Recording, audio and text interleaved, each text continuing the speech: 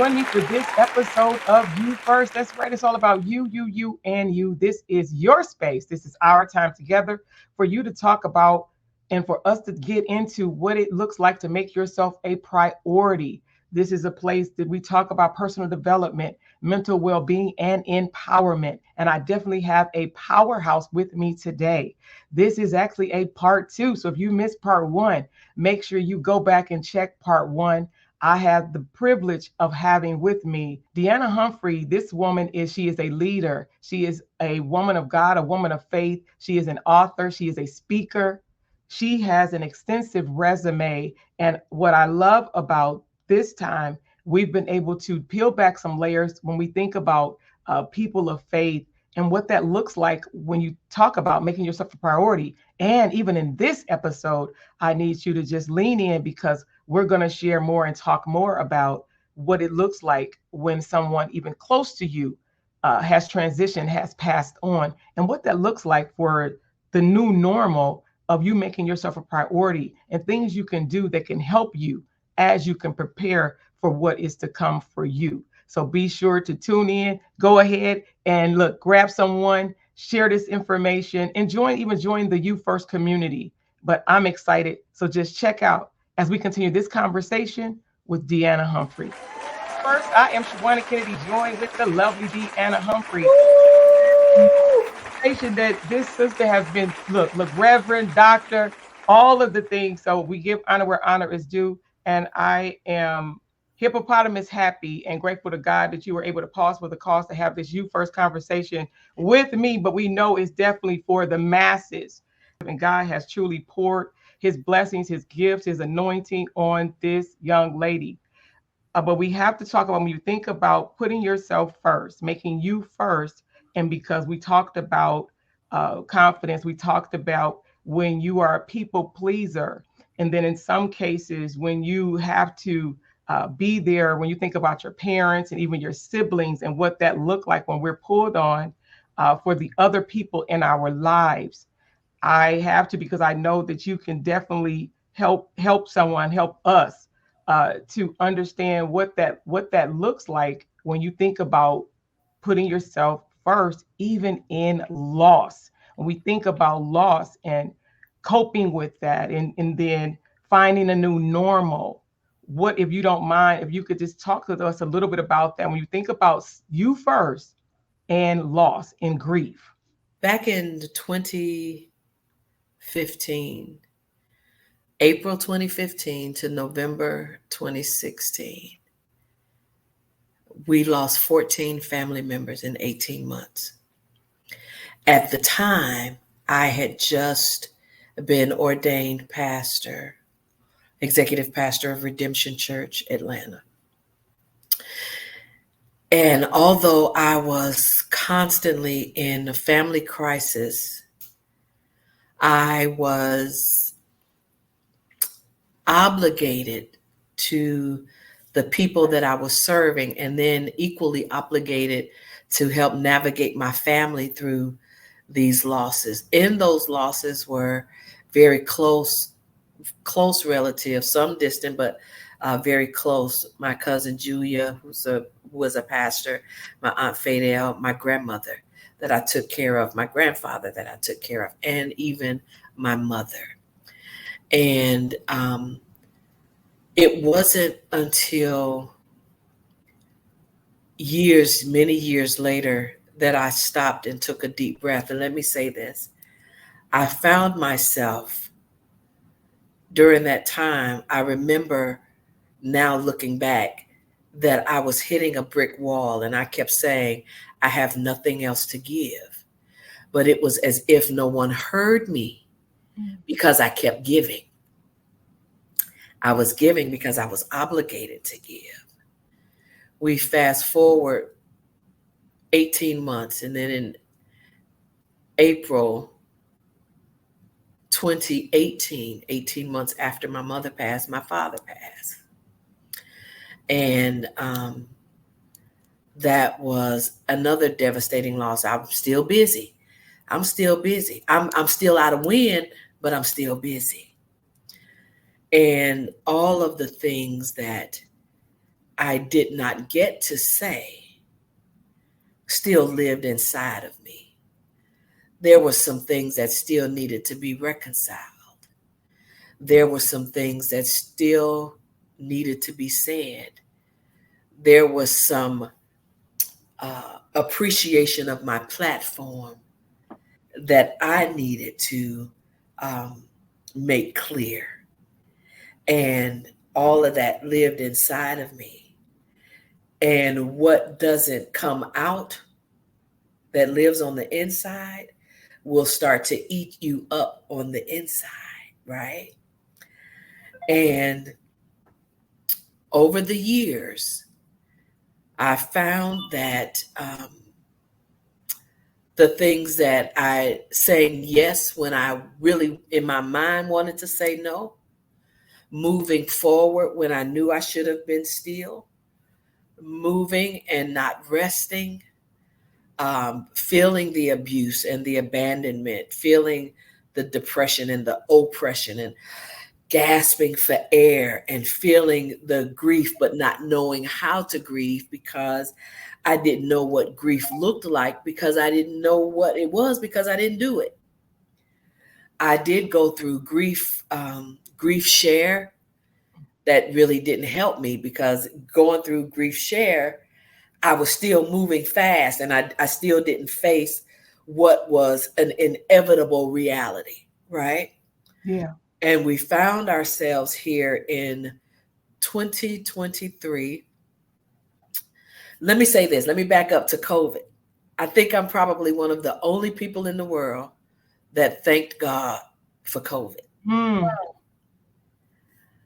because COVID gave me permission to be still when nobody else did.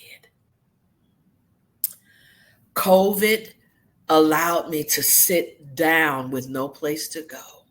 Mm-hmm. Couldn't go to work outside. I worked from home. Couldn't go to church. And I was so glad that I couldn't go to church, because I didn't want to go, and I couldn't say I don't want to go. And so I just feel like God gave me an opportunity to not have to go. He did that for me because I'm his girl, right? And in 2023, I found myself stuck with the toxicity of all of these unhealed and negative emotions and behavior patterns and habits. And I found myself diagnosed with breast cancer. And I will say this, the breast cancer was not a part of my genetic makeup. That was not in my DNA. My mother, my grandmother, none of my aunts, cousins, great grandmother, no of the women in my family had ever had breast cancer, any cancer. My breast cancer was a result of the lack of knowing how to put me first. It was a result of life. It was the result of living all of my life overwhelmed, all of my life trying to come up from the rear, feeling like I'm coming up from the rear. Mm-hmm. All of my life of feeling like I was insignificant and didn't matter. Although I could preach a good word, sing a good song, I still felt like the person, didn't matter. Not knowing who I was supposed to be. I would tell people that I lived my life, and I'm dating myself again, in that gerbil wheel. Mm-hmm. There's a wheel with the gerbil, and it goes around and around and around and around and around. And that gerbil, that hamster is moving and not going anywhere. And I was moving fast, but I was going nowhere. And I was overwhelmed, and life was bottlenecking me. Life began to add pressure. Mm-hmm. And I said in an earlier episode that the body keeps score. The body doesn't start keeping score as an adult. the body starts keeping score as a child. And I will say that the enemy designs it to be that way because Satan doesn't wait for you to get older and Mhm. step into your purpose before he starts to try to sabotage your life. The enemy starts to sabotage your life as a child because he can identify the greatness that God has placed inside of you. And he never wants you to identify that. And he never wants you to be able to step into purpose. He never wants you to be able to step into wholeness. He never wants you to be able to step into the liberty that Christ has for you. He never wants you to be able to step into the freedom of life. He never wants you to be able to take a deep breath and relax your Yeah. shoulders and live outside of tension. He does not want that for you. The thing that the devil wants for you is the only thing he can want is to steal life, kill life, and to destroy your purpose, destroy your destiny, destroy your identity, destroy your purpose, kill your voice. And so he starts doing that at a young age. Listen to me. The devil appreciates when we allow those negative behaviors, that negative self-talk to be the thing that we rehearse and live out. It gives him access. It gives him It gives access him and it access. gives him power. Yeah, yeah. That's what fuels him. That is what fuels him. And how do we know? The Bible says, agree with your adversary, right?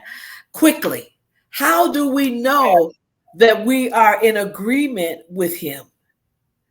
Our life patterns, our patterns of self-sabotage. Yeah. That's the enemy. That's not God.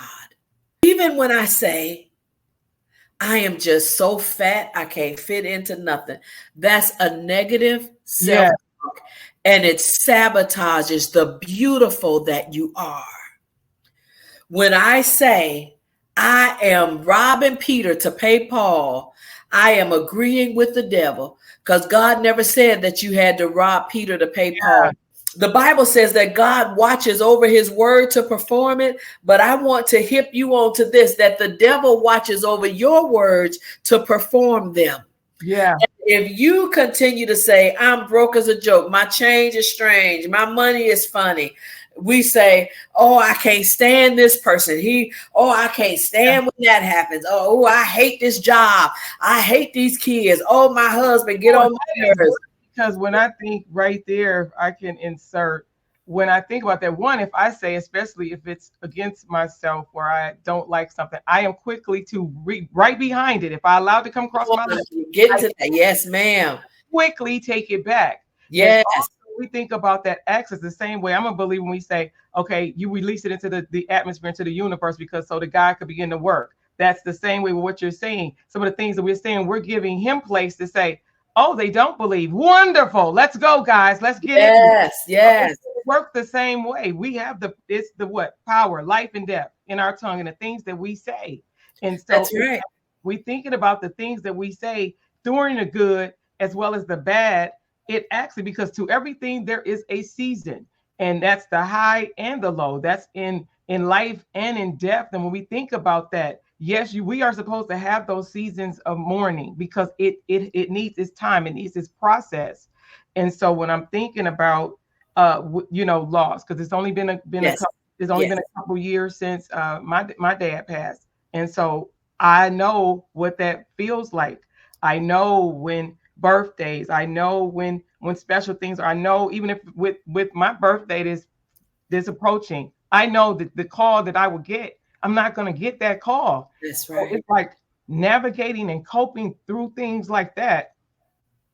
Yes, and I do want to say to it because I went out. I'm a preacher, so you I go out know. And and so I told y'all, if y'all people of faith, this is the episode for you because you already know. You can tell that this is a preacher. This is a preacher in the space today, and God has her filled with so much. So make sure you are following. Look, Pastor Doctor Deneen Humphrey on all social media platforms. So make yes, sure you're following her on all social media platforms. But I do when I think of it, and then it's been a minute because of course, like you said, being busy And not that I don't, because I think about death, right? Because I'm one of the people that are a parent to make sure my kids already know. We do have that conversation because I don't want anything to take them by surprise. So they already know certain things. They already know. It's like I need you to know. And but when it happens and you're dealing with it and you're moving through it, you're navigating through this unfamiliar, especially the closer the person is to you. Talk about that when it happens, when it's Yeah. somebody like really right up close to you, and God chooses to look for his Wow. will to be done. Yeah, he Yeah. allows Yeah. And so after my sickness, at the same time, my brother, my only sibling, was sick. And so I spent a year helping, just assisting. He has a wonderful wife that really 10 toes down took care of that joker. I was able to assist her in helping to take care of him. But unfortunately, in October of 2023, not long after I had my surgery, he passed away. And my somber reality is that my family of origin no longer exists. I have my two daughters and my son in law and my granddaughter, but that doesn't replace my mother, my father, or my brother. Because the truth be told, I had all of them a lot longer than I had these kids. And when I think about recently my brother's birthday, it was a very devastating day for me, because it was his first birthday without him. And we're always going to experience a first, right? And it was my first birthday without him. We were really, really close because it was just us. I'm a lot years, 7 years older than him, but we were really, really close. And um, I remember waking up that day and I could not breathe. I was walking my little puppy. And as I'm walking, I'm just crying, and people outside looking at me, wondering if, is that lady all right? They don't want to ask because people don't want to get in your business now because, it. folks is crazy. They don't want to get in your business, but they was looking like, gosh, I wonder if she okay? And it didn't dawn on me that I wasn't as okay as I thought I was. Because there are some days when I think I'm really good. And then there are other days, like his birthday, where it's like, what am I supposed to do with today? We've always celebrated birthdays together. This will be my first birthday coming up next month without him, right? One of the things that my mother used to do every year for our birthday, she would call us and tell us our birth story. Mm. I heard that story, Shawanna, 51 times? Because every year she told us what happened when she realized she was in labor, Mm-hmm. what happened on her way to the hospital. My mother was such a diva that she talked about how she wasn't going to the hospital until her face was made up and her hair was done. She had to have the right outfit, all of that. And then she go on to tell us how horrible we were for putting her through all of this. And, she gives us this whole timeline. And you don't realize, even after hearing it 51 times, you want to hear it 52 times. Yes. You don't realize how much you miss hearing it when you don't get to hear it anymore. And this year, facing the reality of my family of origin, all they're together. I know they are together. One thing I know is that my family is in heaven. I know that without a doubt. I know that my parents welcomed their baby boy. Now I'm sure my mother probably had some questions like, "What the you doing here?" You have to know my mama to know. I'm sure she said that, but I know my father was so excited I that I could actually see Pop Humphrey for anybody you know. okay. Pop Humphrey. I mean I still see him. And I could see him. I could see him, you know, like you said, wondering, okay, but since you're here, But since you're here, let's since go. you're here. But since you're In here, that slow voice, here come Marlon. There go my boy. I know he was, yeah, yeah, and I know that he's safe because he's with his mama and his daddy. yeah, But I feel alone, yeah, lonesome. And so I had to figure so you have to repurpose now. I mm-hmm, have to redefine mm-hmm. my purpose. I have to redefine my next.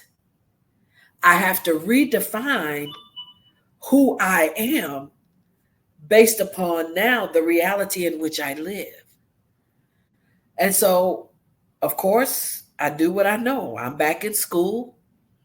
Um, I think the best way to honor those who have passed that we love is to live your own life to the fullness, live it out loud, live it without apologies.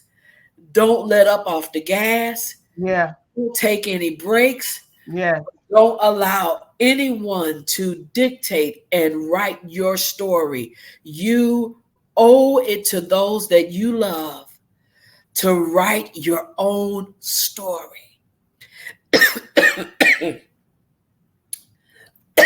And excuse me, Shawanna. And that made me reevaluating what I thought was good. And like I said, repurposing and repackaging from here. yeah, Acknowledge this is where I am. I accept God's will.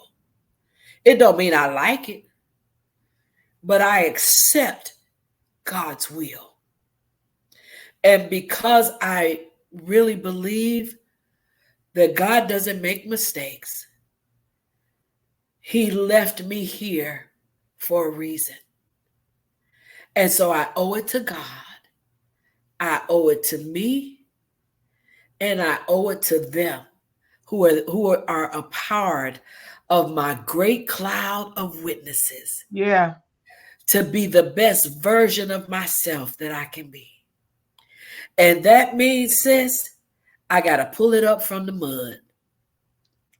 I got to pull it up from the mud. I am an avid plant mother, right? I'm a plant mom. Okay.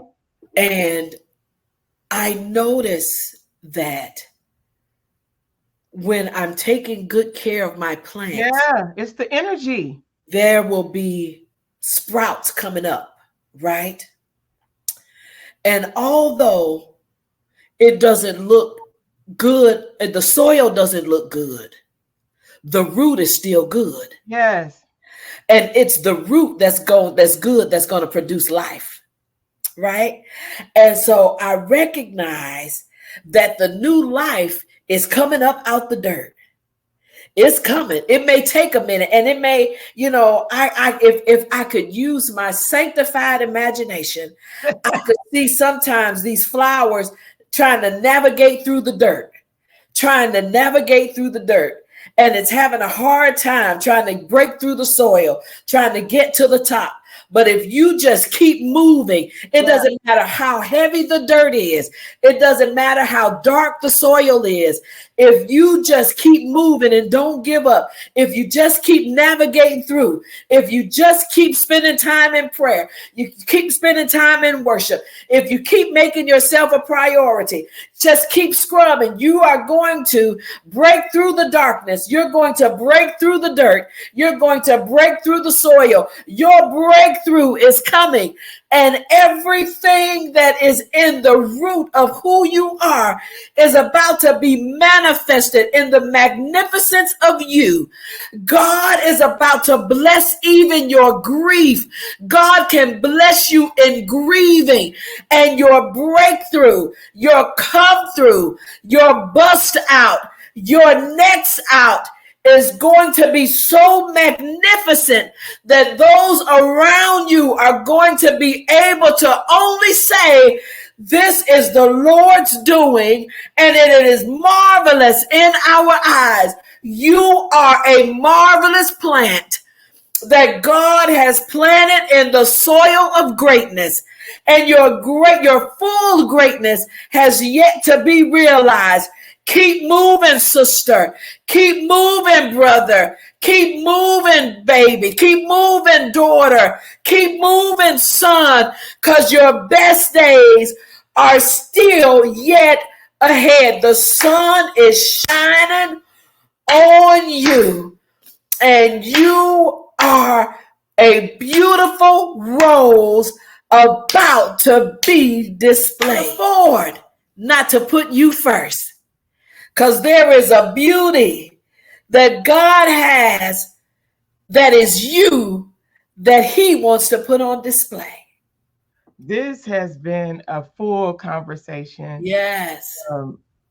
God he's amazing. When I say that God is good, God is awesome, I don't use that lightly, because I mean it with every fiber of my being when I say those things. And it's not a cliche for me. That's not a passing thought. That's it. Um, That's it. That's it. I tell people, without him, I would fail. I already know that I would be nothing.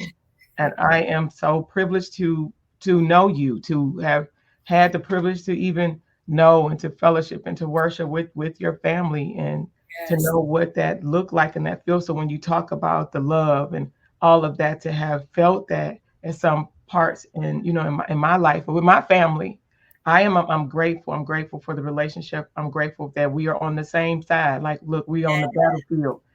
We're on the same battlefield.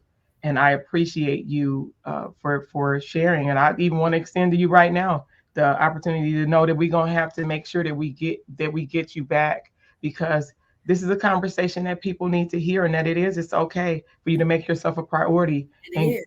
God, it's not a sin. Of course, there's things that we could do that we'll know that you already know. If you're looking at this, you're an adult. You already know when we're doing too much. So we don't even have to go there. But it is needed to know that we're okay. And to everything, there is a season.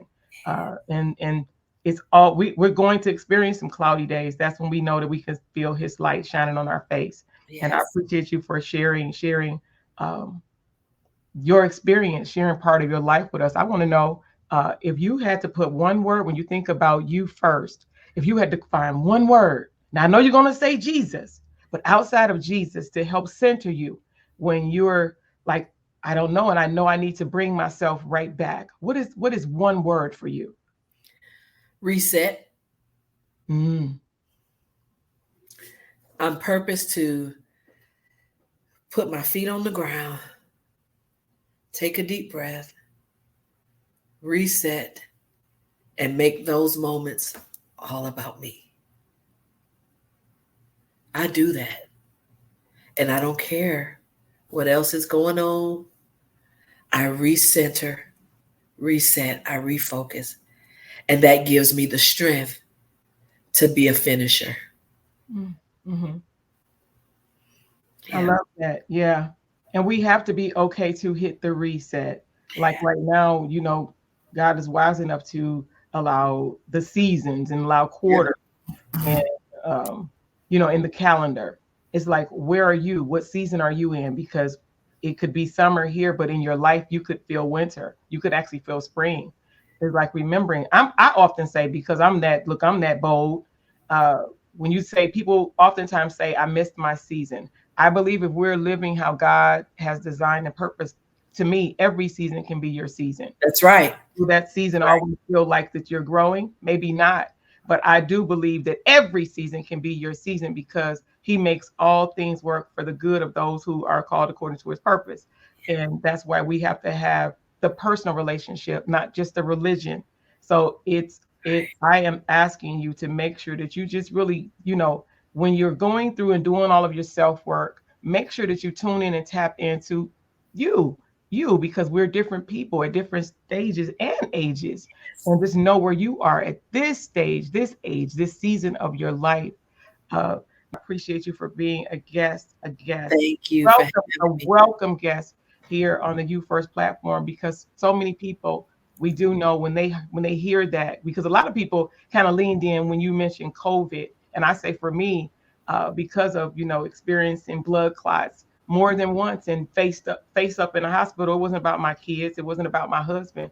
That was God talking to me, like you said, and to sit down somewhere. Sit down somewhere. Yeah, and not that I wasn't focused and loving on him, but he needed me to go a little bit deeper and do a little bit more self work for myself, because, like you said, it is a part of my purpose. It's a part of the plan he has for me. Because when you mention a cloud of witnesses, I love that. I heard everything that you said, and so look, that y'all think it was for y'all, but she was actually, a lot of that was even for me. So, guys, we want to thank you for joining us, but we're going to have her back because maybe we need to make her at least maybe quarterly or something. Yay. Serious, because everybody needs to understand and to have that no matter who you believe in. It would be nice if you believe like me, but hey, I am not a judge nor a jury. I'm a Absolutely. jury. It's okay. It is okay. It's just whatever you believe in, I would hope that it allows you to understand how important you are and the Yes. things that you have to offer to this world, to this side of heaven. But I want to thank you again. I appreciate you guys for doing this. You always stay tuned, follow me, look for you. So make sure you connect with me and join our community, over whether it's on social media and or even on YouTube. So I appreciate you guys. Me and myself and Deanna Humphrey wanted to thank you for joining us for this episode of What Yes. You First. Bye.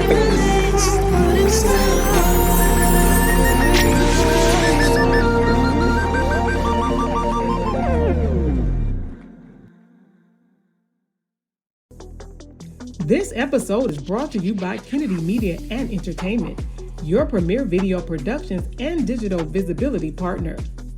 Working with business owners just like you to be seen, heard, and paid by elevating your brand with high-impact video content, online visibility strategies, and expert social media management.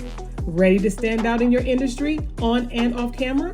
Contact Kennedy Media today, and let's turn your message into a movement, because visibility isn't optional, it's essential. Contact KennedyMediaLLC.com, KennedyMediaLLC.com, and let's boost your brand's visibility. It's time for you to be seen, heard, and known for your expertise. Contact us today.